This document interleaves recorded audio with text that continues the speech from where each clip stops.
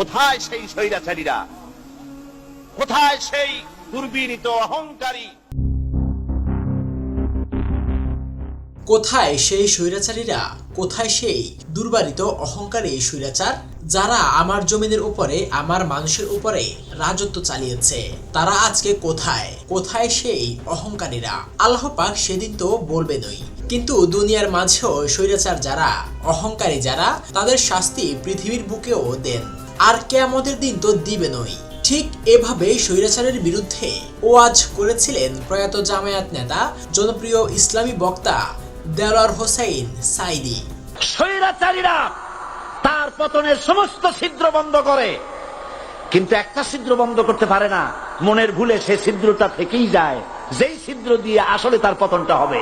সামাজিক যোগাযোগ মাধ্যমে নতুন করে তার সেই ওয়াজের কিছু অংশ ভাইরাল হয়েছে। প্রায় 2 মিনিটের সেই ভিডিওতে তাকে বলতে শোনা যায়, কত স্বৈরাচার আমরা দেখলাম, কত অহংকারী দেখলাম, যাদের আঙ্গুলের ইশারায় লক্ষ কোটি মানুষ উঠতো আর বসতো। তাদের জিল্লাতির সঙ্গে আল্লাহ রাব্বুল আলামিন কতজনকে বিদায় করে দিলেন। ক্ষমতায় গিয়ে মনে করে চিরকাল ক্ষমতায় থাকবো। ওয়াজে তিনি বলেন, ফুলের মালা নিয়ে কুলাতে পারে নাই, পা থেকে গলা পর্যন্ত ফুলের মালা দিয়ে ডুবাই দিল ভক্তরা। আবার আল্লাহ রাব্বুল আলামিন এমন শাস্তি দিলেন, ফুলের মালার পরিবর্তে জুতার মালা নিয়ে জেলের মধ্যে ঢুকিয়ে দিলেন। অহংকারী আর স্বৈরাচার যারা হন, আল্লাহ পাক এভাবেই তাদের দৃষ্টান্ত দেখিয়ে দেন। আমরা কত দেখলাম 9 বছরের রাজা, 10 বছরের সাজা। স্বৈরাচার যারা আমার জমিনের উপরে, আমার মানুষের উপরে রাজত্ব চালিয়েছে, তারা আজকে কোথায়? কোথায় সেই অহংকারীরা?